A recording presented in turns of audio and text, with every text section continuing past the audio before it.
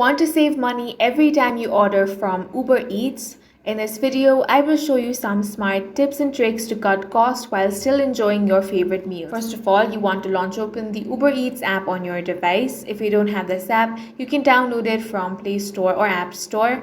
Now log into your account. Then you will find different options here. Tap on meal vouchers. If you have the promotions tab, you can tap on that as well.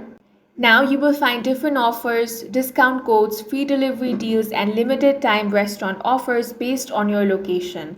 Apply these before checkout for instant savings. Next, sign up for Uber One. If you order more than twice a month, the subscription easily pays for itself. It gives you $0 delivery fees, up to 10% off eligible orders, and exclusive perks like priority support and faster delivery.